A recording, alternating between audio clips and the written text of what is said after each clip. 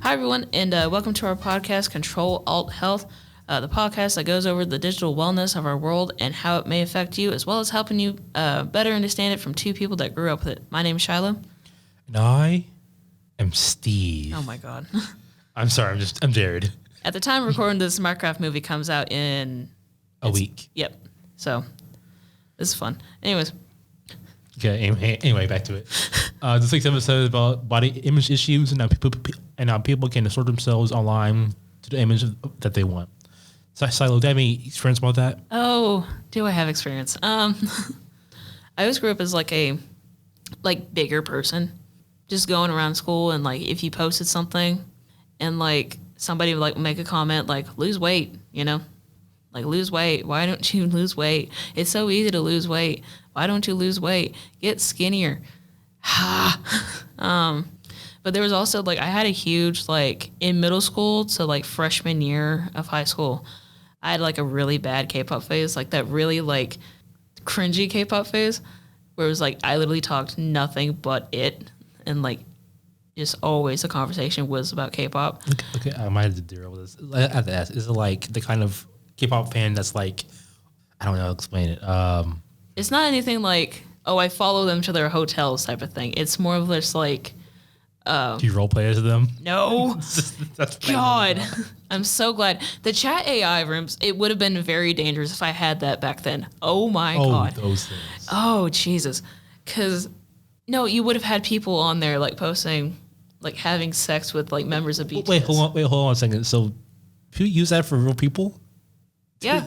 Oh my God. So, let's say it's Robert Downey Jr., right? Oh my God. Somebody can make an account on there that, one can, take his voice, and, there are free, voice apps or, voice modificators now. But, let's say somebody made an account of Robert Downey Jr., right? They can also, take his voice and, make him respond. Generative AI can, in his voice make, responses and stuff. So, you'd just be there talking to RDJ, and, you'd get, there's a thing called, voice calls now, where, you talk to it and it responds to you.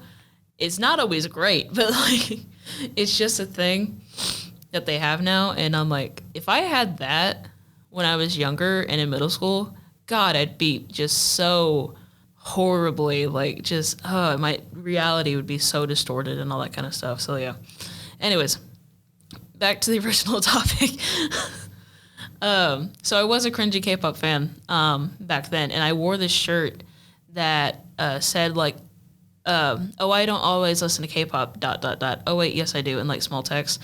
It was very cringy. I got it off. It's like one of those Walmart shirts. Oh, yeah. I got off at Amazon for I think $15 or something like that. It was a bootleg thing. But I was in high school. I was just standing there talking to my friends, and then one of my friends on Instagram messaged me, and they're like, "Hey, do you know that somebody took your picture and posted it?" I was like, "What?" So I looked at it, and the caption was "Do you think they like BTS or something like that?" But it was literally just me standing there with the shirt. They took it and they posted it online. Nothing happened of it, but just the fact that they did it without, one, my consent, two, without asking me, "Hey, why do you have that shirt?" or anything like that, or just having a conversation. The fact that he was "Oh, let me post this because this will be funny really quick, and let me make fun of this person online really quick just because, What about you? The most I can say about this topic is that I am not exactly, not fat or anything, I'm just normal. But I do want a lot of abs, though. I don't know. Have you ever seen Chris Hemsworth before? Yeah. He's fucking ripped. Yeah. I'm with that. Yeah. Honestly, I'm a little jealous for that, but that's about it.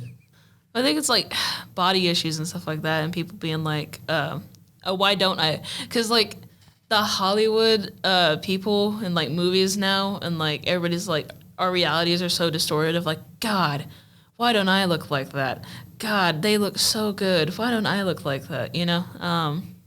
And like our realities get distorted and are like, oh, I need to look like this movie star because they look good on screen and I think they look good on screen. Therefore, I should look like them and I need to hate myself because I don't look like them.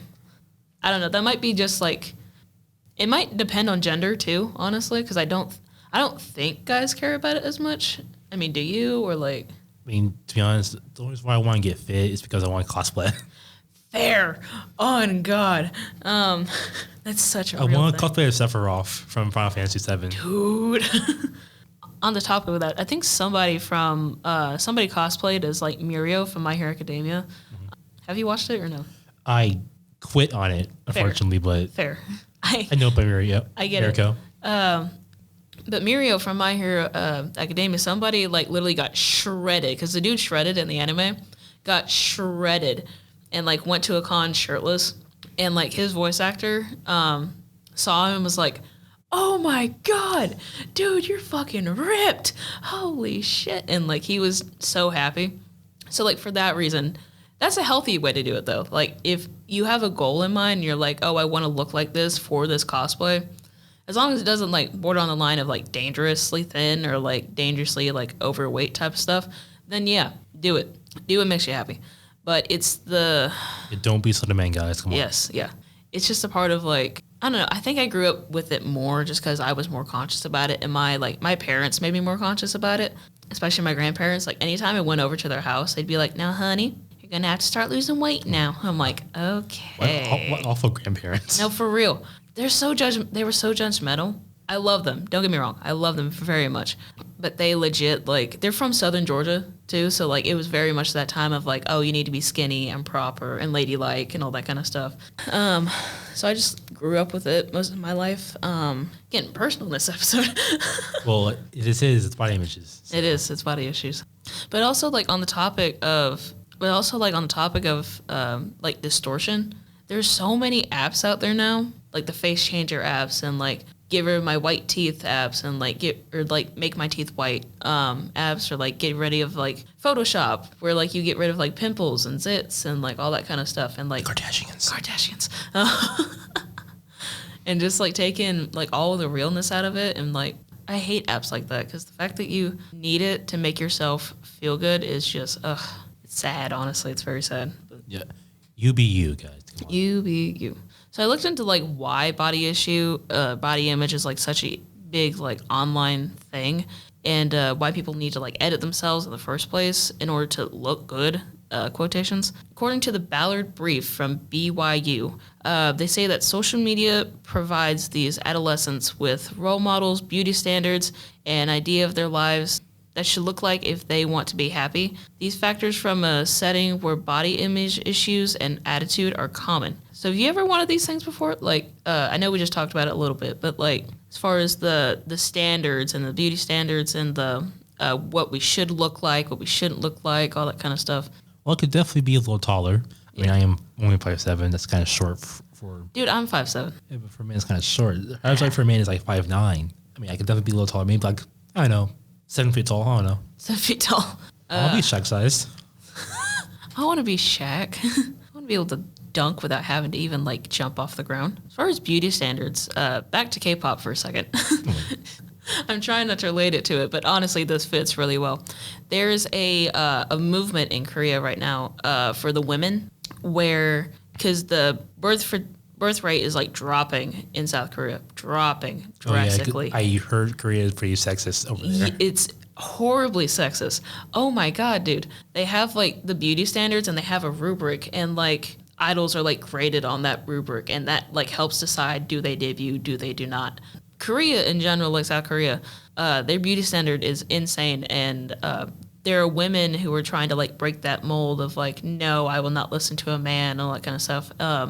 There was also like, it got out that there was this app that the men in Korea were using to like create like deepfake photos, like sexual deepfake photos, not only of other idols, but just random people. Like there's this dude, this girl's brother like took pictures of her like while she was asleep and like made deep fake photos and sold it online to people. What the fuck? Exactly. He could have done his own photos. No, for real. But no, they only want like, I think it was like just women that they were doing it to. I didn't hear about any of the women doing it to men or anything like that. Or like just doing it themselves. There's a lot going on in Korea right now, and they're trying to be like, and the men are like, oh, not all men type of thing, right? But I'm not going to say that shit. Sorry. No, don't worry about it. No, I understand. I will not say that at all. I'll just keep my mouth shut. What a smart dude. The men are like, oh, but we need to procreate, and like we'll give you all these benefits. Like there's specific like parking places for pregnant women now in Korea. That's cool. Which is like cool, awesome, great. But it's not gonna make them want to have children as much with like a man that mistreats them and all that kind of stuff. And I'm glad that there's a movement in South Korea right now. All right, I think it's time for our tips of the week. Sally, do you have anything for us today? Yes. So the Mental Health Foundation says that therapy can be a key in bettering in someone's view of body image, as well as like being supportive of the person, and can spread through many different communities. Do you think this advice would be able to help people, Jared? Like going to therapy, having a community that would like support them and all that kind of stuff? Yeah, I think it can. Just know that you should be happy with the way you are, not how other people think. Exactly. Surround yourself with people that will support you no matter what. Because I've got a friend right now, my roommate, and like constantly we're always like, no, you're pretty. No, you're pretty. No. Just surround yourself with people who are kind to you and like actually care about you and all that kind of stuff. Well, we're getting to the end of the episode. So, Jared, guess what? It's time for question of the day. What is it, Jared? Today it is, should I tell my professor about my depression? Ooh, this one definitely hits home since we're both like currently in college at a university. This can be very hard to bring up professors because it's hard to bring up your personal life in general to professors, even like telling them, hey, I had a death in the family. I can't be to class that day, all that kind of stuff. Especially if you don't know them that well. Like, what if like you're having like a really hard time like with depression, and then all of a sudden you have to tell your professor, like it's the first week, and you have to tell your professor, oh, hey, I can't be there because I need to go to therapy. I need to like work on myself for a little bit. But it's the first week, and like for us as college students, you have to, at least in our state, you have to attend. There's a certain like attendance record, and if you fail it, then you don't get your financial aid. That kind of sucks. Yeah. So like if you skip too many classes, then you lose the financial aid.